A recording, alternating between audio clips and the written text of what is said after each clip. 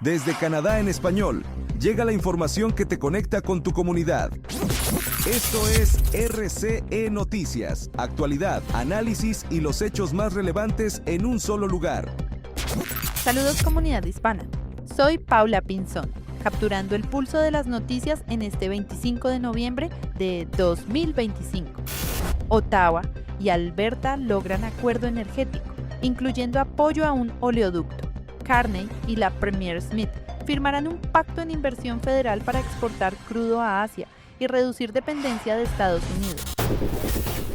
El primer ministro de Canadá, Mark Carney, y la Premier de Alberta, Danielle Smith, presentarán el próximo 27 de noviembre en Calgary un acuerdo histórico que podría redefinir la política energética y climática del país. Se trata de un memorando de entendimiento que daría a Alberta excepciones especiales a las regulaciones federales medioambientales, a cambio de establecer un régimen más estricto de precios al carbono para la industria y realizar inversiones multimillonarias en tecnologías de captura y almacenamiento de carbono, encabezadas por Pathways Alliance, el consorcio de compañías petroleras de las arenas bituminosas. Fuentes consultadas por CBC confirman que el acuerdo incluye apoyo político para la construcción de un nuevo oleoducto hacia la costa de Columbia Británica. Ese proyecto podría reactivar la relación entre Ottawa y Alberta, deteriorada desde hace años, y se acompañaría de una campaña de relaciones públicas con la Cámara de Comercio de Calgary y líderes políticos de la provincia. El pacto implicaría también excepciones para Alberta en las regulaciones federales de gases de efecto invernadero, incluyendo la norma de electricidad limpia de emisiones neta cero. A cambio, la provincia aceptaría reforzar su impuesto al carbono industrial. Con esto, el gobierno federal dejaría innecesario su límite a las emisiones de petróleo y gas, una medida polémica que Carney considera obsoleta si se cumplen las nuevas exigencias. El memorando abordará además una pieza clave: la participación accionaria de comunidades indígenas en los proyectos y la necesidad de un acuerdo tripartito con Columbia Británica. Organizaciones ambientales como Greenpeace Canadá denuncian que el plan supone una traición histórica a los compromisos climáticos e incrementará la contaminación asociada a la expansión petrolera. Desde Vancouver, el premier de Columbia Británica, David Eby, fue claro: no hay proyecto sobre la mesa y los detalles no están cerrados. Su ministro de Energía, Adrian Dix, cuestionó los diálogos secretos y recordó que no existe ruta definida ni compradores confirmados para un oleoducto. Para él, este anuncio tiene un objetivo político: fortalecer a Danielle Smith antes de la convención conservadora en Edmonton. Finalmente, el acuerdo también aceleraría la construcción del proyecto de captura de carbono de Pathways Alliance, valorado en $16.500 millones, que enviaría emisiones industriales desde Fort McMurray hasta un centro de almacenamiento subterráneo cerca de Cold Lake.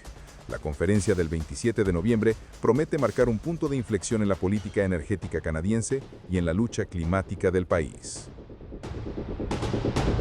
Carney evalúa viaje a Washington tras comentarios sobre Trump que irritan a la oposición. El primer ministro considera reunirse con el presidente estadounidense pese a críticas de Poilievre. El primer ministro de Canadá, Mark Carney, enfrenta críticas luego de un comentario en la cumbre del G20 en Johannesburgo, Sudáfrica. Ante una pregunta sobre su última conversación con el presidente de Estados Unidos, Donald Trump, Carney respondió: ¿quién se preocupa? Es un detalle. La frase encendió a la oposición conservadora. Su líder, Pierre Poilievre, acusó al primer ministro de minimizar el impacto de los aranceles estadounidenses que han golpeado a la industria canadiense: aluminio, acero, autos y productos forestales. Según cifras recientes, la pérdida supera los 100.000 empleos desde julio, con cierres de aserraderos en British Columbia y Alberta y recortes en plantas automotrices en Ontario. General Motors y Stellantis redujeron producción y enviaron a miles de trabajadores a licencia indefinida. En el Parlamento, Poilievre cuestionó a Carney: ¿por qué no le importa a él? Nosotros sí nos preocupamos por esa gente. Sin embargo, Carney defendió su postura. Dijo que Canadá apoya a sus trabajadores y negociará un acuerdo justo, además de diversificar mercados como los pactos de inversión firmados con Sudáfrica y Emiratos Árabes Unidos y las conversaciones con India. Mientras tanto, el primer ministro evalúa viajar a Washington la próxima semana. Su oficina confirma que podría asistir al sorteo de la Copa Mundial de la FIFA el 5 de diciembre, donde podría encontrarse con Trump de forma informal. Carney espera reabrir el diálogo en las próximas 2 semanas, en un contexto contexto en el que el comercio entre Canadá y Estados Unidos supera $1 trillón anuales, la relación entre Ottawa y Washington vive uno de sus momentos más tensos en años. Un viaje podría ser la oportunidad de destrabar el conflicto o de abrir un nuevo capítulo de incertidumbre. Tarifas asfixian a la canola canadiense. Una crisis de $40.000 millones, con exportaciones a China cayendo 60% por aranceles del 75%, dejando a agricultores en Saskatchewan al borde de la quiebra. La frustración está creciendo en las praderas canadienses. Miles de agricultores sienten que, una vez más, están pagando los costos de decisiones tomadas muy lejos de sus campos. La canola es uno de los cultivos más importantes del país. Más de 40.000 agricultores lo producen cada año, sosteniendo 200.000 empleos y aportando más de $40.000 millones a la economía. Pero hoy, ese motor económico está en riesgo.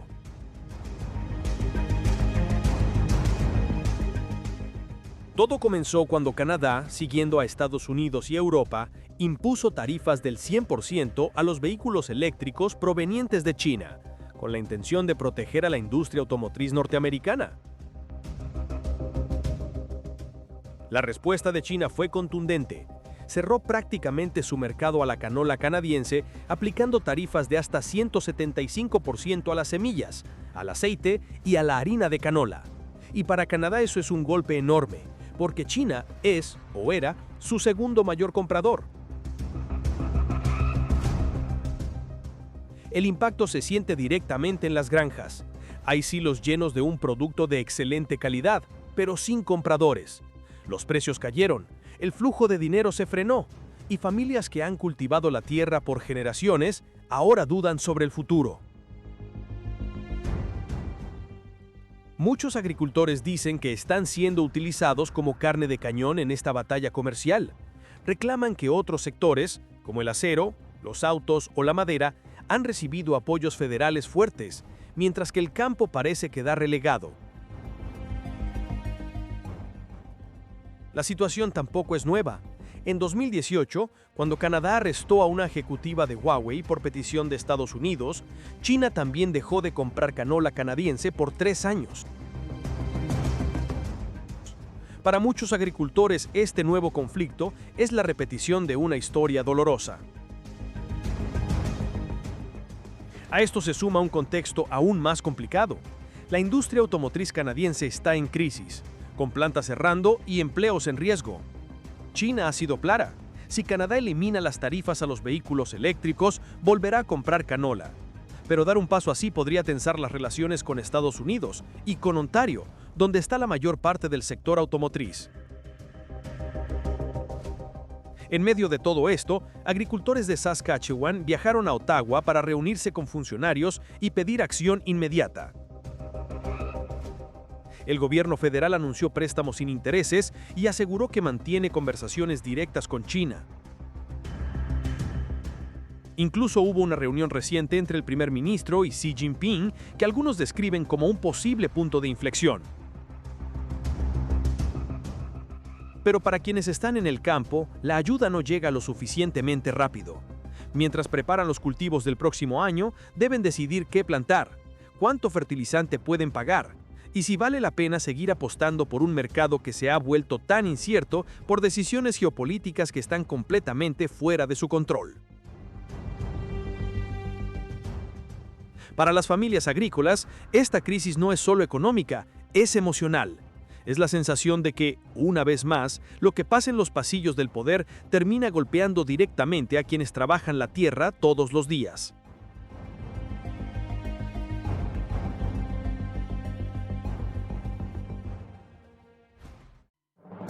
...25 de noviembre... el mundo conmemora la lucha contra la violencia hacia las mujeres, con la ONU en campañas globales para erradicar el género como factor de riesgo. Un día para conmemorar una situación que no debería existir. El 25 de noviembre lleva el título de Día Internacional de la Eliminación de la Violencia contra la Mujer, pero los datos avisan que tardará en desaparecer. La ONU no se cansa de repetirlo. Casi una de cada 3 mujeres, se estima que 840 millones a nivel mundial, ha sufrido violencia de pareja o violencia sexual a lo largo de su vida, una cifra que apenas ha variado desde el año 2000. Tan solo en los últimos 12 meses, 316 millones de mujeres sufrieron violencia física o sexual por parte de su pareja. El progreso en la reducción de la violencia de pareja ha sido extremadamente lento, con una disminución anual de tan solo el 0,2% en las últimas 2 décadas. Los datos de la ONU hacen hincapié en el quién. Según afirma el último informe de la Organización Mundial, en 2024 50.000 mujeres y niñas fueron asesinadas por sus parejas o familiares. De hecho, Naciones Unidas afirma que en ese año fueron asesinadas al menos 83.300 mujeres y niñas. Y la cifra que inquieta, cada 10 minutos es asesinada una mujer en todo el mundo a manos de su pareja o familiar. Los datos no son nada alentadores en América Latina. La CEPAL hizo sus propios cálculos. En 2024, al menos 3.828 mujeres fueron víctimas de feminicidio o muerte violenta por razón de género en 26 países y territorios de la región. En los últimos 5 años el dato está más teñido de rojo que nunca. 11 muertes violentas de mujeres por razón de género cada día y un total acumulado de al menos 19.254 feminicidios en los últimos 5 años en la región. Por ello, la ONU no se cansa de repetirlo. De nada sirven los informes de situación si los gobiernos no invierten en prevención basada en la evidencia de las pruebas, en fortalecer instituciones centradas en las víctimas, en llegar a los grupos de riesgo o en hacer cumplir las leyes que empoderen a mujeres y a niñas. Todo ello para poder eliminar un día que parece no querer salir del calendario. Así funciona el cerebro digital más preciso, creado con un supercomputador. El proyecto que está revolucionando la investigación neurológica. Simular el funcionamiento del cerebro humano sigue siendo un imposible. Pero científicos de Estados Unidos y Japón lograron la simulación digital más detallada de la corteza cerebral del ratón para explorar cómo se desarrolla la actividad en casi 10 millones de neuronas y miles de millones de conexiones neuronales.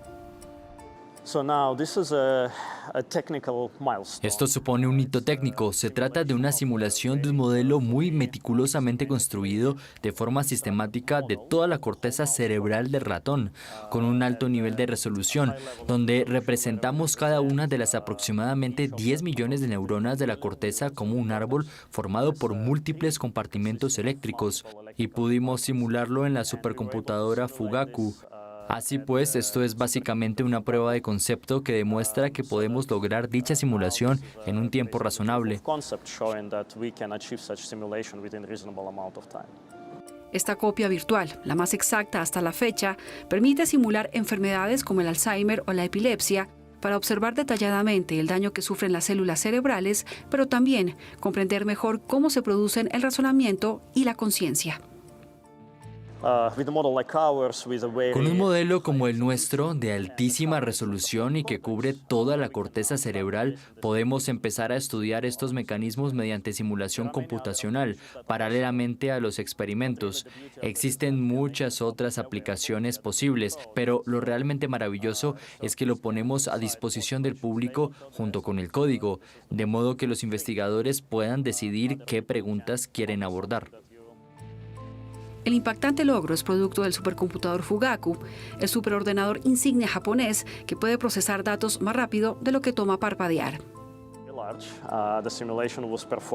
La simulación se realizó en la supercomputadora Fugaku de Japón, una de las más grandes del mundo.